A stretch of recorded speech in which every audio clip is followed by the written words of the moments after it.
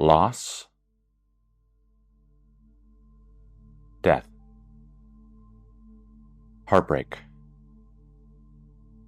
This is what we all share. It's what brings us all together. I speak a lot about integrating your humanity, and, well, think of this video as the beginning of something I want to get closer to, and I promise it'll do the same with you. It'll help you bring you really, really close to yourself. And it might run deeper than it usually does. And I feel that when that typically happens, I have to go deeper within myself and learn to speak from a place I usually don't. As a place I've never been, I will show up as I never have. So today is very interesting because we're going to be talking about an identity. Also what it is to really heal. And, in a lot of ways we have our functional understanding of healing. And I think that a lot of my videos cover that functional understanding of healing. But I believe I want to come more to the discussion of love. And is it really real? Is it something that we can have in our lives? And how deep do you need to go in order to be willing to understand that love is real and that you can share that and you could live with it? In fact, maybe your whole life and existence itself is exactly that. So the process of learning to connect, well, you're asking yourself to connect to what? And so I believe it's always directed towards an ideal in their life. There is something that you are looking to manifest and create. And what I think is really interesting and very, very powerful, it's not that changes, but it's that you do. And that when you do and you look back at the ideal, it also changes. And I think that's because you get to grow in understanding that requires a lot more sacrifice than you initially thought. So when I started this for myself, genuinely, I didn't think I'd ever be experiencing this much loss. I don't think I'd ever be experiencing this much sadness. And really, what is the basis of healing if it's not just trying to learn how to deal with certain things like emotions? What if there's a certain point in your life where it's not just about being grateful for the things that you have and living it out because it's better than others?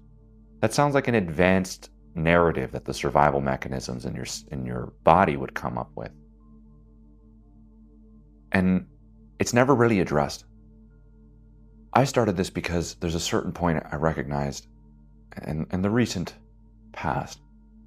The current state of humanity is disiluding into identity.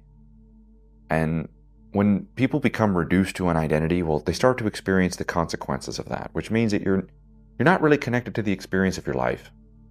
And you would think that, a sense of self serves a deeper function. It is not the function. And if it becomes the function, then in a lot of ways you have ideas that circulate around preserving that identity. And the identity removes you from a sense of self. And it's important to understand that. And look, we have series of identities. And the closer you get to core level wounds, well, then you have life-changing identities. And, well, what exactly is it to dissolute an identity? Well, it's to experience loss.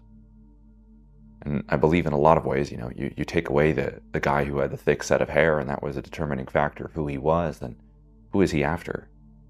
And it's like, well, you actually want to know something really powerful is that who are you after is a great question because you really get to see your relationship with yourself after that goes. So an identity is not a question of like, who am I, who I am, and I need to bind myself closer to that. In fact, it's what moves you from a sense of peace with who you are. So the purpose of today's video is to expand you to love. I've been really working on this, and I say that in a lot of my videos because I make these videos from a place that I myself need to challenge. And I do so because I understand how much it helps me. I do this for me. And that's actually what allows it to have anyone else. Let it be for anyone else, because at least I know it serves a function to serve one man, and it does me good. It serves me good. And I know that if it's true goodness, then it works in every direction, including myself.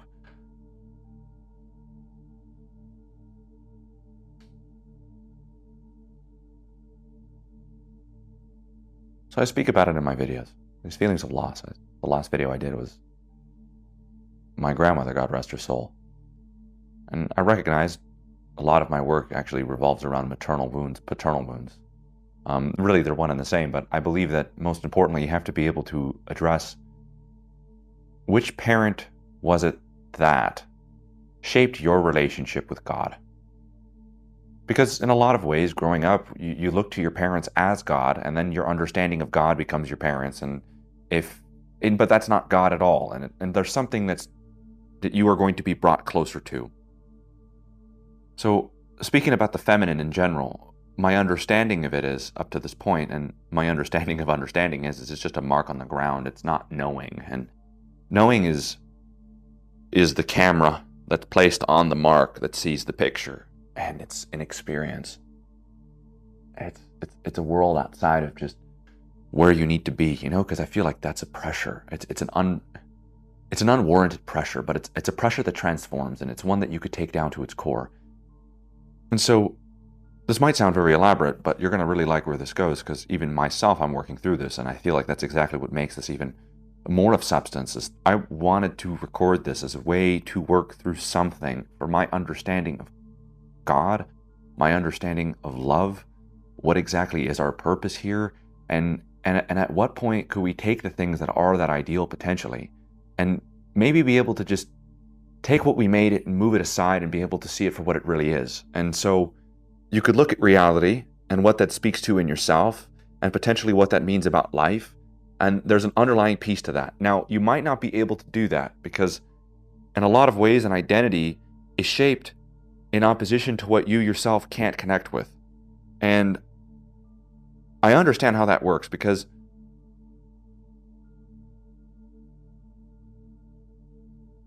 when you love something, what does that really mean?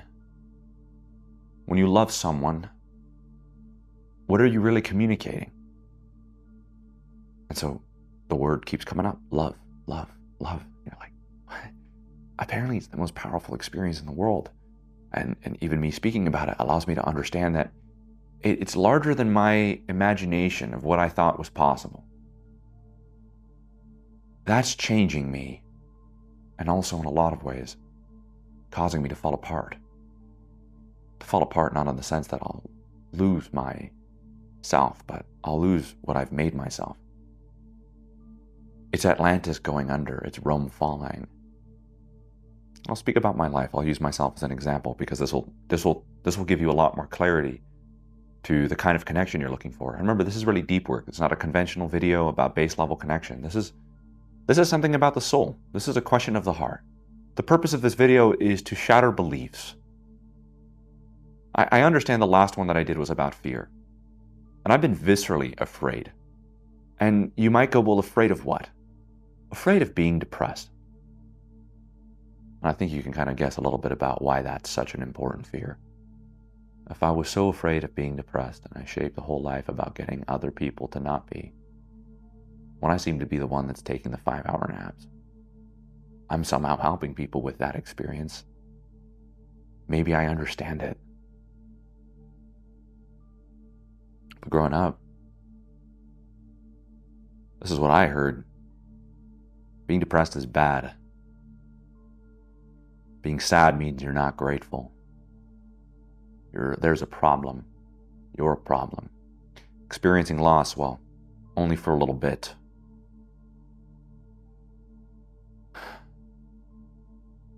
Is he okay? What's wrong with him? I've heard it. And when we're a young boy or a young girl, we're left experiencing our uniqueness. And we're incredibly naive to reality, bearing it. The people that raised you made the same mistake. They're terrified. It's like, what are they terrified from? And it's like, in a lot of ways, there's an external opposition that mirrors the internal one.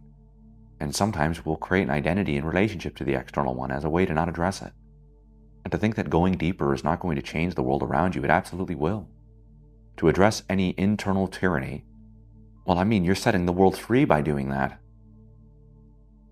And I think that the aim of love is the highest ideal, because it demands the most amount of responsibility, and it shows you the depth of its conscious effort, and that you can make a choice to come closer to that love, not just to negotiate with your uniqueness, which is unfortunately happening. So you grow up, you're a young boy, you're a young girl, this uniqueness is known to you. You live with it. In fact, you aren't so strange to yourself. And that's okay. You know, there's a peace. But ultimately there is life, and there's tragedy, and there's people's relationship with tragedy, and then there's their poor foundation in relationship to their relationship with tragedy, and it becomes very, very difficult to navigate life. So you're left with very minimal tools. I mean, the questions, the bigger questions, the larger questions become removed from ourselves, because if fundamentally we weren't here to be ourselves, then what purpose is this life? And of course, there's an opposition in the world that seeks to bury it. My grandmother was a very, very unique woman. She's a very special woman. She had a clairvoyance of sorts. She can see people's character. And, well, her story is powerful. She lost her mother when she was 4, giving birth to her sister. They both passed away, the baby and the mother. You know, when a person is exposed to loss, they're exposed to something much deeper about the fabrics of reality, and maybe a lot darker. Well, she definitely had a lot of that, and there's no question about it. I could tell a mourning woman when I see one. Her last words before she left: "I want to see my mom. I want to see my mom." You know, when we talk about the mother, we're talking about the Divine Mother. You know, and that's integrated with the Divine Father, God being represented through the masculine and feminine, at least through our understanding of God, or at least our capacity to understand God in this world. That at least aims us to ask the right questions in relationship to our life, so that we could potentially experience this divine communion, an eternal covenant, and life be something that we pass through. Well, I experienced the loss of her. Oh, you wouldn't believe it. The loss, I mean, I was feeling the loss before she passed, and I couldn't really tell what it was. And I gave my coach a call, and I was saying that I had all of these meetings, these PR meetings, I guess podcast meetings that I was having with women. And one of the women that I did the podcast with, I mean, she reminded me so much of my mother. And I mean, well, that takes you deeper, because it brought up a lot, a jadedness. And it's like, well, wherever there's a jadedness, well, I think there's a lot of emotions, a lot of hurt. And by the way, what do you think is under the hurt? Loss. What do you think loss points to? A much bigger picture about reality. And unfortunately, we only seem to get closer to ourselves when we experience it. And it doesn't have to be that way. Now, every bit of loss you do experience does bring you closer to yourself, and in a lot of ways you might notice why people resist so much the experience of loss, because it brings them closer to their uniqueness. God is depicted in the biblical stories as evil, and God made man and woman in his likeness.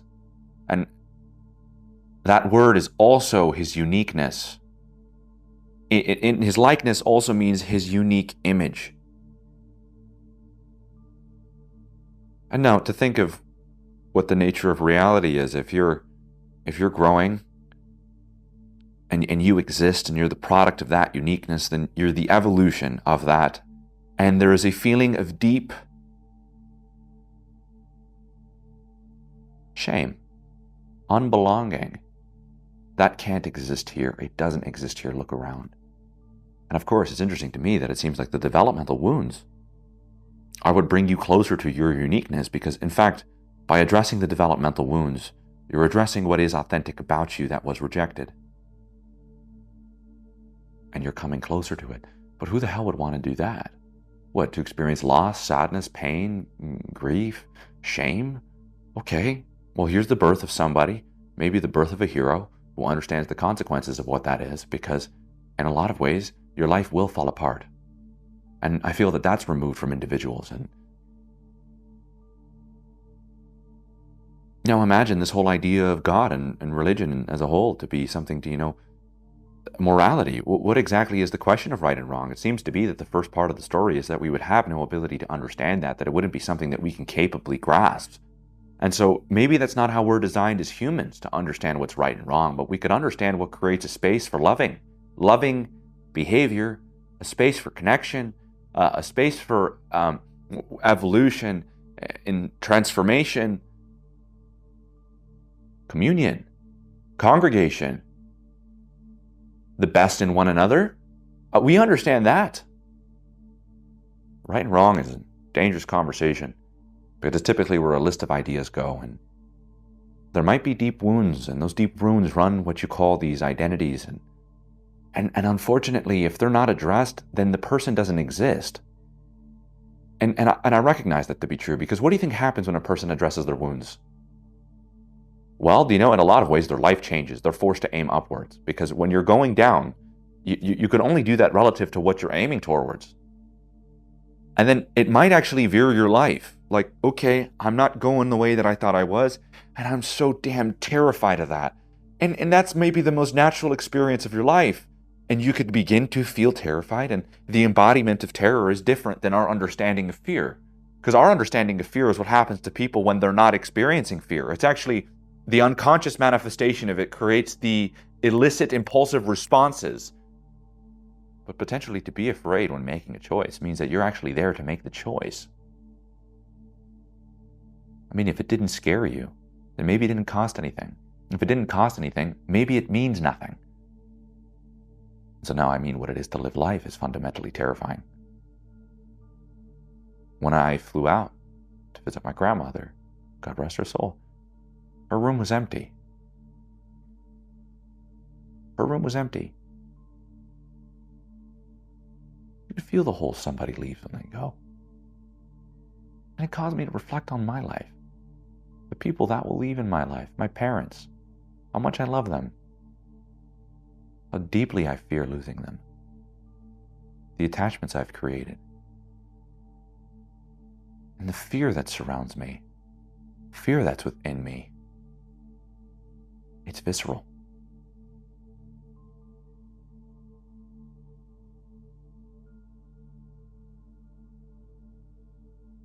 When I had those podcasts, one of the girls that was there was Jewish. She was Moroccan. She was very pretty. She had a lot of dark nature. She was older. Definitely playing into the maternal aspect of things. Remember, this shaped me, everyone. This shaped me. This shaped me. I actually mean this. It shaped everything I understand myself to be. And I'm gonna let that fall apart? That's real faith in believing that you're made for more, and perhaps maybe this is good. Yeah, maybe it is. It's not everything. And it's potentially stopping you from what allows you to receive that love. That's everything. That's a non-negotiable. And I go to my coach's office that day, and he asked me a question. Naftali, who hurt you? I've been working with him for about 2 years. And this is in relationship to a lot of the emotions. If you look at my earlier content, you might notice there's a compelling conviction, charismatic, compelling conviction. And it's not that I lack that, I'm just aware of how I can utilize it. I recognize that those ideas, in a lot of ways, begin to circulate around an identity that protects me from a deeper wound that separates me from my uniqueness. And by the way, this aim was an aim for love, and I understood that as a union between a man and a woman. That being the deepest love. And the extension of that deep love into the love a father can have for a daughter, a father can have for a son. And I think that this love can go even deeper. A man can have for life.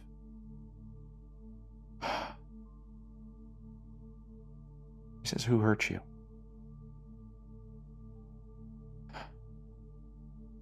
Spoke a lot about this maternal wound and how I've improved my relationship with my mother, and I accepted it. I accepted her.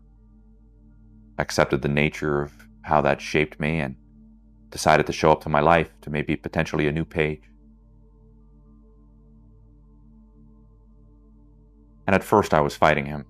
I was like, nah, you don't understand the things that have happened to me, the things that women have done. And then he asked me again, gently, just on the right spot. And that's where I said it. My mother. My mother hurt me. Now, the next day I get a call. Your grandmother passed away. Sorry to tell you the bad news. Then I get a call from my mom. Naftali, we're taking a flight to Israel. We're going to visit your deceased grandmother. I mean, I went upstairs and I laid out flat. I didn't think I could experience that kind of loss because those kind of tears,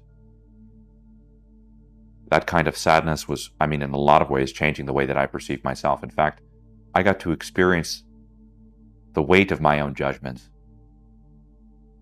And judgments function as a way to protect yourself. They're a great way to recognize what you need to not be around, and you could assess a list of people's character, and you can make a judgment based off that character, and it might even be just, and in a lot of ways it might even be insightful. But I think a lot of the question here is could you address the part of you that doesn't understand compassion? And this isn't the docile understanding of it. This is my journey of understanding that part of myself, because I'm recognizing that in order to dissolute an identity, you would have to have access to something as extraordinary as compassion. And compassion seems to be the missing part of the picture here, as that for those that want to feel convicted or powerful in something, it seems to me they kind of lean more towards the traditional understanding of life, and there's nothing wrong with that. And I think for those that would like to feel and understand that compassion, tend to aim away from, they tend to, they lean away from the traditional understanding as kind of seeing it as some sort of tyranny. Because I think in a lot of ways, yeah, it can be. And it's like, well, to say that the other alternative isn't also a form of tyranny. And it's like, well, some people are romanticizing the past and they're making that what the future can be. And that's just unfortunately not enough for what the evolution requires, because there's a part of you that you feel does not belong, and it needs to be brought. And the world suffers tremendously when we don't. In fact, we don't get to experience the goodness in our lives and how important that is. And I promise you, you'll never be able to understand the goodness in your life unless you were to lean into your uniqueness to understand that that's the basis by which you create it. Because there's others hungry, starving, alone, and afraid. This is a call to those leaders that are afraid to stand up, leaders that need to stand up. Perhaps maybe you should stand up afraid, and you could recognize what you connect to, what you value. In the midst of this trip, it took me to something very, very real.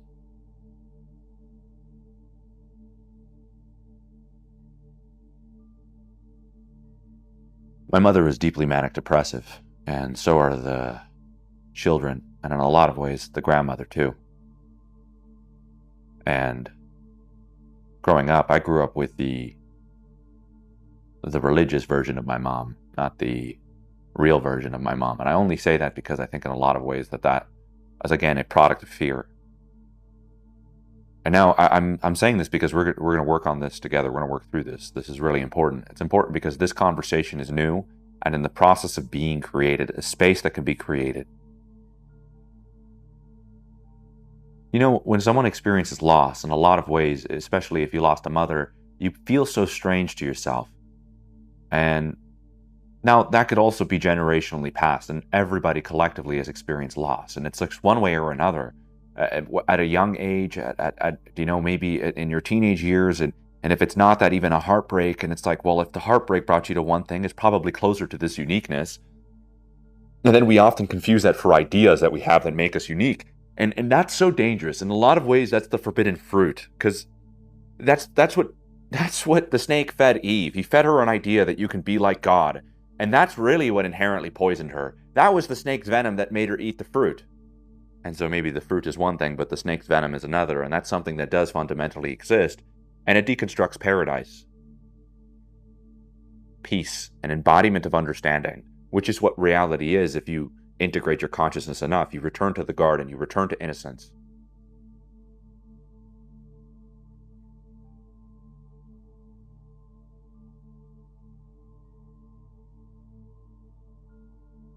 Well, I flew closer to the loss. The loss brought me a lot closer to the fear. The fear of what? Being depressed.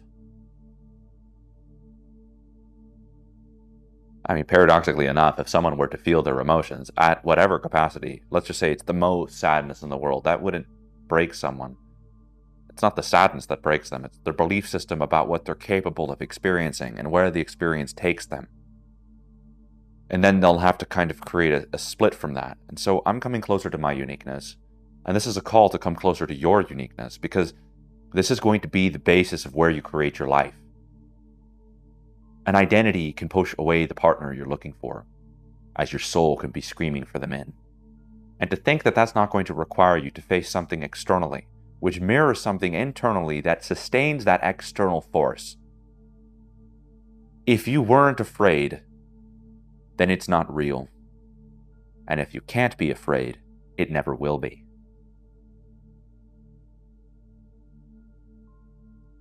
The trip was magical in its own sense because it allowed me to recognize something about maternal wounds and wounds in general, is that we will try to rush the process of healing the wound. And what we'll do is we'll take the person that gave us the wound and we'll inherently utilize that new relationship as a way to hide the old one. And now for those that succumb to hatred, and I want you to know hatred is real because that's really what came up in the trip, because it became so damn real to me that what I experienced growing up made it even more clear to me that I have something very special. And I'm just like everyone else. And I couldn't stand that. And you might think that's interesting. Why couldn't I stand it? Well, I'm being brought closer to something. And what I'm being brought closer to is a recognition of an identity that I've shaped my whole life. I could say this is the furthest I've been from depressed, but this is the closest I've ever been to my emotions. And by the way, they're very deep feelings of loss, very deep feelings of sadness. And I feel that I have a fear. I'll become depressed if I feel them. I know it sounds a little ridiculous when you say it out loud, yet it makes sense if you're cognitively protecting yourself. If I feel it, it breaks me, I drown in it. Hence the dreams of waves, the dreams of oceans, the dreams of waterfalls. But really it's pointing at the fear. But what's the fear really? And now this is where it gets really powerful. Atlantis is going under. So is my identity, because I could compare that to Atlantis.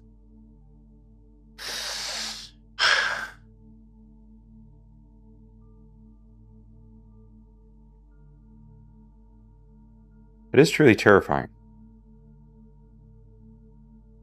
I feel deeply ashamed for feeling terrified.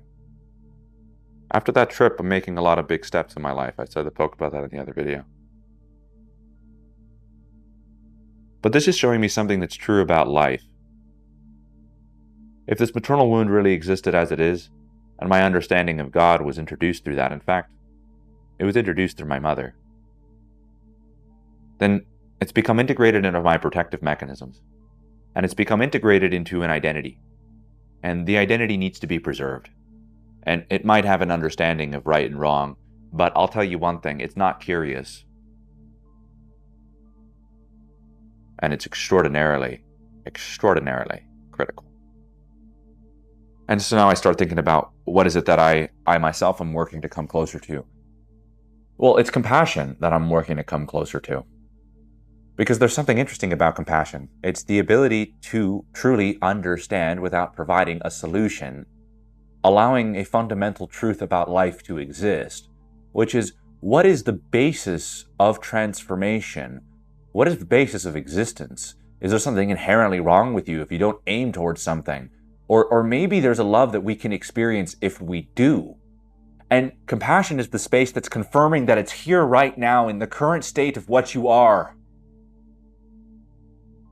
I mean, to give that to someone, well, I think it really goes to show that the human experience is as universal and perhaps potentially unescapable. And I only say that because when you remove the ideologies from your understanding of humanity and how you could help them, then you could truly help humanity to connect to the source of what allows it to transform. plenty of different directions I could take this, but I feel that I'm coming even closer.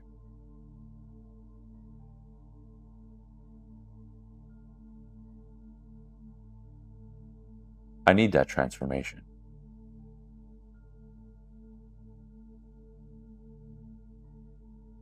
This fear shaped an identity, shaped the person you're looking at. Deep hatred through deep wounds allowed me to understand a lot about more of who I am.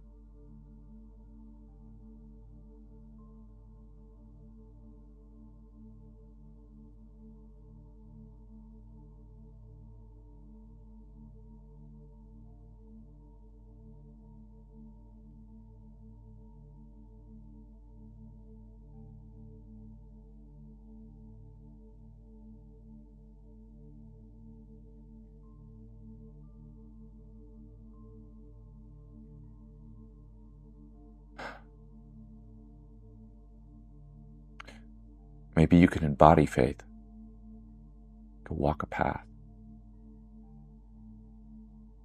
and it's real. Your uniqueness is real. And I think about a purpose of my life and what that would be really is. It would be to show you don't need to keep up the act. You could take off the mask. Your uniqueness has a place. Your uniqueness is necessary. These are not inspiring times. And beauty is sparse. The basis of our beauty is through that child, that young boy, that young girl. Through the uniqueness of that individual. And we'll create identities and distance of that. And in fact, sometimes maybe the depth of my feeling is what I separate myself from the most. It made me want to learn psychology, cure people of their illnesses. But it's letting me learn a little bit about what that really is. And who's really doing all the healing and what exactly is healing. And potentially maybe there is no fixing anything. And in fact, maybe I could even address what has separated me from other people, including myself. As of recently, when these emotions have come up, I got to see the harshest of judgments towards my own humanity. Everything about my humanity. A fundamental belief about it being weak, when it's the only thing I've spoken about over the last 3 years. But it seems to me that I aim towards it as an ideal, and it's transforming me, teaching me, opening me up to a love that has always existed. It's no longer existing as idea anymore. It's something that I am learning to embody for myself. The fear of being depressed is because of my reservations towards people that are. I spoke about this with my coach, who's somebody I can actually have this discourse with, and there are people that you can open that up to so you don't have to remain a mystery, remain wondering about maybe the path of your life. It's not a mystery. It's born here. It's natural. I believe in that. Every individual has that. Ground yourself into this reality because there's beauty there. I'm feeling all of these judgments. I'm 26. Have I really changed? Is this really working? Is opening my heart, is that actually something I want to do? Is it even serve a function? I just gotta go get the girl. I gotta go find her. I gotta get on a trip. Go find this son of a bitch. Go force the outcome. You're leaving your prime. You lost it. Quotes. You'll never find a partner. You'll always be alone.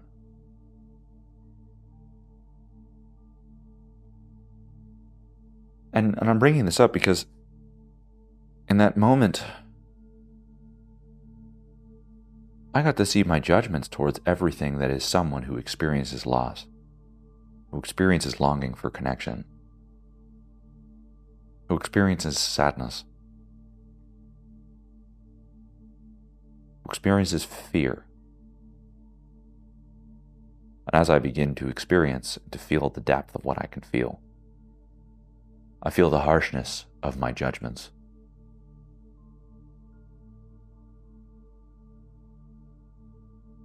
And in that, I really get to see my relationship with myself.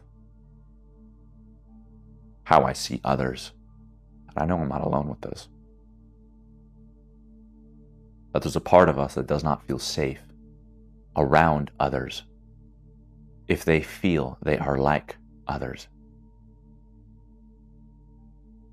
And as you progress your understanding of yourself and come closer to it and your uniqueness, you become universal. And you help others walk the path of being themselves, coming closer to that. The nature of these judgments, well, they bring up a deep underlying shame. A shame of being viscerally terrified. A shame of the emotions I feel. And I'm recognizing Rome is beginning to crumble. Everything I've made myself, I've called everything, couldn't be so far removed from what is everything I can be. The identity functions as the accumulation of all you've made yourself in avoidance of who you are. And you can play into that and slowly dissolute it. And you can come closer to what's true in yourself. And the only thing that begins to dissolute it at all is an aim towards that love and finding it within yourself. And it burns away what stands before you as you begin to strengthen this relationship.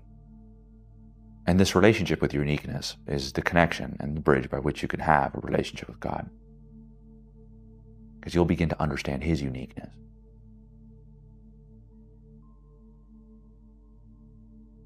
Fear of being depressed really took me to something. As I made my whole life around not being that. Power fantasy. And then in my intimate relationships, they're nothing to write home about. And what I'm describing here is like what it is to feel better than somebody removes you from feeling connected to everyone. Now, because you can feel for everyone, and that's possible, but sometimes in a lot of ways it's challenging. Because that underlying feminine force can be, maybe potentially seduced. And that's the part of love. But it seems to me that it's all-seeing.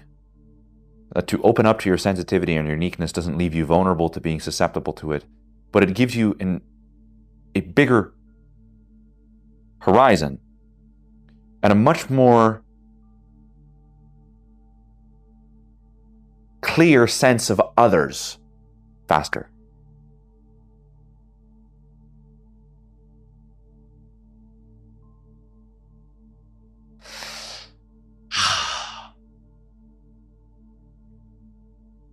I'm liking this place. I could see this being good for me to speak from here. I've seen my judgments towards myself and how I separate myself from other people. And that separates my ability to be present with other people, to experience more than my words echoing from above, but the presence of who I am, and let other people experience the presence of themselves.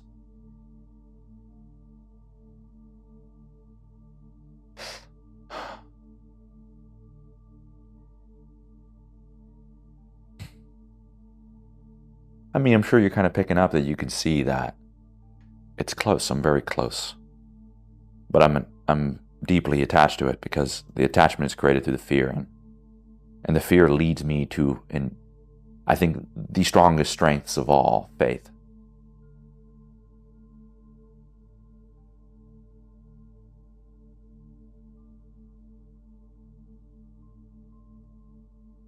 This is changing me. This is growing me. This is transforming me, and this is healing me. I no longer need to be the coach to my mother or my parents, to my friends. I could surrender.